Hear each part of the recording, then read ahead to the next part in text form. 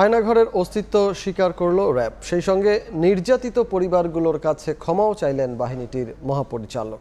দুপুরে কারওয়ান বাজারে সংবাদ সম্মেলনে ডিজি দাবি করেন, কারো নির্দেশে আর গুম খুনে জড়াবে না র্যাব সদস্যরা। বাহিনীটির বিলুপ্তি নিয়ে চলমান সমালোচনার উত্তরে র্যাব প্রধান বলেন, এ বিষয়ে সরকারের সিদ্ধান্তই চূড়ান্ত।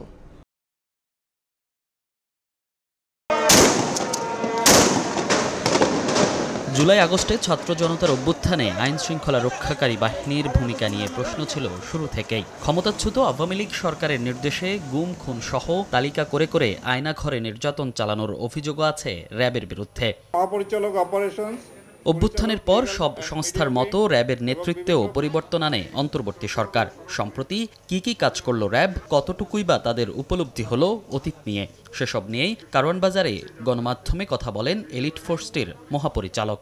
যারা ওই সন্ত্রাসী কার্যকলাপে জড়িত ছিল, সাংবাদিকদের প্রশ্নের জবাবে আয়নাঘরের অস্তিত্ব স্বীকার করে নির্যাতিতদের কাছে ক্ষমা চান ডিজি র্যাব। তিনি বলেন, আগামীতে কারো হুকুমে এমন কর্মকাণ্ডে জড়াবে না সংস্থাটি। যারা র্যাব দ্বারা নির্যাতিত বা অত্যাচারিত হয়েছেন তাদের কাছে এবং যারা হত্যাকাণ্ডের শিকার হয়েছেন, যেমন নারায়ণগঞ্জের 7 খুন সহ যারা র্যাব কর্তৃক হত্যাকাণ্ডের শিকার হয়েছেন তাদের পরিবারের কাছে আমরা দুঃখ প্রকাশ করি এবং ক্ষমা প্রার্থনা করি। র্যাবে যে আয়নাঘরের যে বিষয়টা এসেছে সেটা আপনার এটা তো ছিল, আছে, এবং কমিশন আমাদেরকে নির্দেশ দিয়েছেন যে যা অবস্থায় আছে ওই অবস্থায় রাখার জন্য। কোথাও এখন কোনো রকম যেন কোনো পরিবর্তন না করা হয়।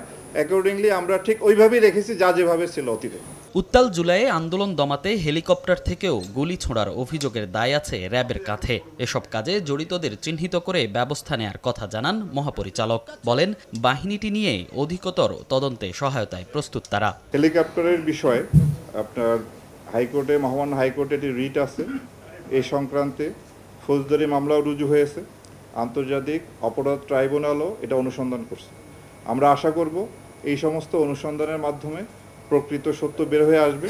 গত 4 মাসে 16 জন র্যাব সদস্যকে আটক করা হয় এবং তাদের বিরুদ্ধে ডাকাতি, চাঁদাবাজি, মাদক ব্যবসার সাথে সম্পৃক্ততার অভিযোগে এবং ছিনতাইয়ের অভিযোগে তাদেরকে আটক করা হয় এবং তাদের বিরুদ্ধে ফৌজদারি মামলা দায়েরপূর্বক আইনানুগ ব্যবস্থা গ্রহণ চলতেছে। অতীত কর্মকাণ্ডের দায়ে র্যাবের বিলুপ্তি নিয়ে বিভিন্ন মহলে চলমান সমালোচনার জবাবে বাহিনী প্রধান বলেন, সরকারের সিদ্ধান্তই চূড়ান্ত। আমাদের যে দায়িত্ব সেই দায়িত্ব আমরা নিষ্ঠার সঙ্গে, আন্তরিকতার সঙ্গে পালন করব এবং এই ব্যাপারে সরকার যে সিদ্ধান্ত গ্রহণ করবে সেটাই শিরোধার্য। সরকারের সিদ্ধান্তের অপেক্ষা আমরা থাকব। নিয়মিত অপরাধ দমনের পাশাপাশি জেল পালানো আসামি ধরতেও নিজেদের তৎপরতা তুলে ধরেন র্যাপিড অ্যাকশন ব্যাটালিয়ন প্রধান। অপরাধমূলক কার্যকলাপে জড়িত হয় তাদের বিরুদ্ধে আমরা কঠোর আইনগত ব্যবস্থা নিব।